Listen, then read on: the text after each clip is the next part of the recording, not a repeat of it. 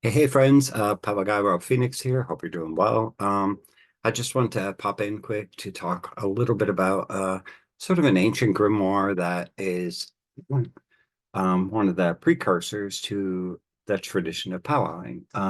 In other words, this is like old school Christian magic back when a lot of the grimoires and such were written by the clergy. And indeed, the one book I'm going to talk about, which is the Cambridge Book of Magic, written in the early 1500s in England, was what's known as clerical necromancy, meaning that members of the clergy were performing these rituals and such with, and writing this stuff down. And eventually, this medieval and Tudor period and such with would it would eventually become the foundation of things like the cunning craft and eventually powwow. Also, hoodoo has its roots in the same stuff too.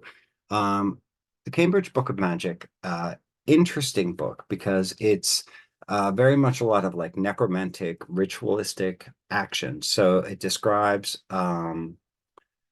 rituals where you're actually like creating a magic circle, you're conjuring spirits and such with, and you're demanding that they do your bidding. You can tell the Cambridge Book of Magic was written by men because only men were trained at the time in the clergy, because there are a lot of rituals in there for causing women to have sex with you.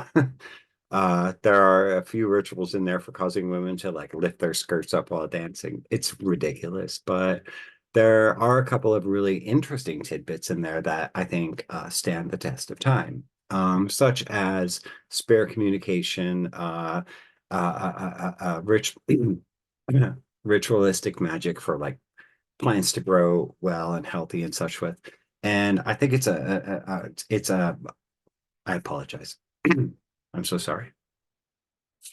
I think it's a book worth preserving, and it is part of the history of Christian folk magic, ceremonial magic, but also books like this spread throughout Europe, went into like the Nordic countries, into Germany and such with, and they colored um, the work that the people did there. So, for example, let me see if I can share this screen.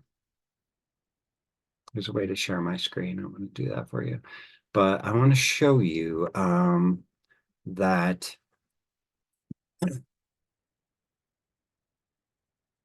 here we are. Hopefully you'll see that. So here's the Cambridge Book of Magic, a Tudor necromancer's manual. But I want to show you that a lot of the Christian Judeo-Christian stuff, like the books of Solomon and such with, these things traveled into the Nordic countries and they colored their folk magic and eventually became what is called. So you can see the Key of Solomon here on the screen. It's particularly this one right here that I'm circling became embraced by this Nordic culture and became what is known as the Helm of Ah in this day and age. Those things can trace no older than the 1600s, and indeed the Key of Solomon and such with are written around the 1500s. So you see, they heavily influenced what like neo-pagans etc. are doing now.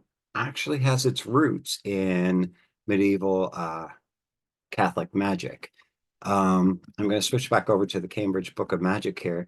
But as you can see, like this book, it's worth having. I definitely recommend it. I have it on Scribd. If you have a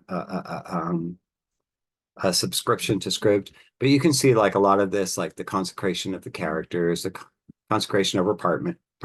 These are ritualistic actions that they took, the construction of the circle in order to prepare for what they wanted to do. But then you go down to know of things you desire, that a thief may be bound to return with the thing stolen, uh, binding of the thief so that he should bring back immediately the thing stolen. You can see this has survived into the tradition of powwowing.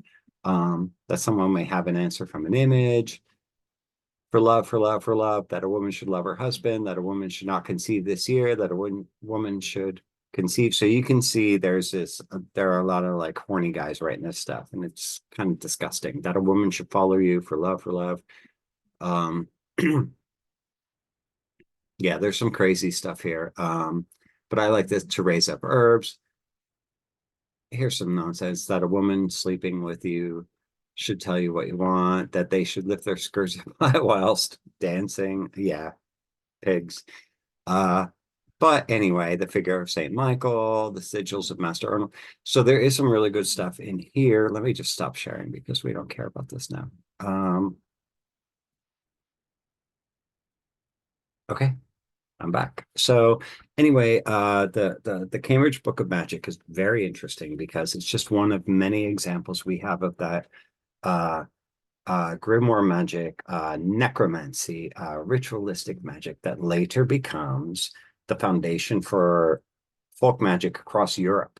I mean, total wipeout. So even into the Nordic countries where it got changed and manipulated to be something Nordic or Scandinavian or runic or whatever, but really its foundations are in the Judeo-Christian grimoires. So it's a very interesting book. I definitely recommend you check it out. If you have Scribd, a subscription to Scribd, it's worth reading, or if you can get your hands on a copy. I don't actually have a physical copy. I never tried to get one, but because I just have the Scribd and I can look at it online. But you're going to learn a lot about the origins of magic, what's called like clerical magic, clerical necromancy and such with. And these things have the foundation, for those of us who are powwowers and Christian folk healers and folk magicians in the modern day. So hopefully that was helpful. There you go. Check it out. You're going to learn a lot. I promise you, just like the introduction to this book is so filled with knowledge, and there's so much in there that you can learn about the history of how magic has traveled throughout Europe. It's great education. So that's it for now. I hope you're all doing well. I hope you all enjoyed this day, and God bless you guys. Love you, and we'll talk soon.